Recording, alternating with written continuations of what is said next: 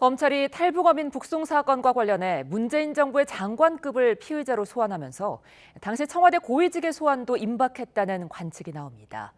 서해 피격 사건과 마찬가지로 의사결정자들의 직권남용 혐의가 핵심인데 관련 자료에 대한 삭제 행위가 있었는지를 규명하는 게 관건입니다. 손효정 기자입니다. 탈북어민 북송 사건 수사팀은 문재인 정부의 장관급 인사로는 처음으로 김현철 전 통일부 장관을 2차례 소환 조사했습니다. 수사가 본격화되면서 서훈 전 국정원장과 정의용 전 국가안보실장 등 당시 정부의 주요 고위직도 조만간 소환될 거란 관측이 나옵니다. 앞서 국정원은 지난 7월 어민들에 대한 합동조사를 강제로 조기 종료시킨 혐의 등으로 서 전 원장을 고발했습니다. 대표 혐의는 상대방에게 의무 없는 일을 하게 할 때 적용되는 직권남용 권리행사 방해죄인데 직권남용죄는 직권이 남용됐는지 상대방의 직무 범위가 아닌 일을 시켰는지 입증하는 게 까다로운 데다 정부의 정치적 결정이나 재량 행위라는 반박 때문에 유죄를 끌어내는 게 어렵습니다.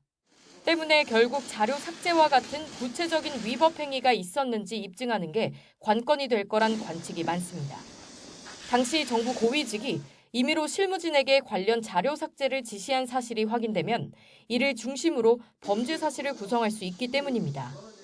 검찰이 어민들의 합동조사 상황이 담긴 보고서에서 귀순 관련 표현이 삭제되고 대공 혐의점이 없다는 내용이 추가됐다는 의혹을 중점적으로 들여다보는 이유입니다. 서해 피격 사건도 마찬가지입니다. 박지원 전 국정원장이 첩보 보고서 등을 무단 삭제했는지가 주요 수사 대상입니다.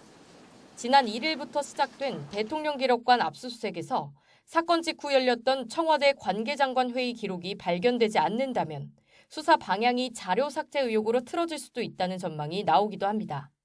두 사건의 본질은 탈북 어민들이 귀순 의사에 반해 강제 북송됐는지 또 이른바 피격 공무원에 대한 월북몰이가 있었는지 여부입니다.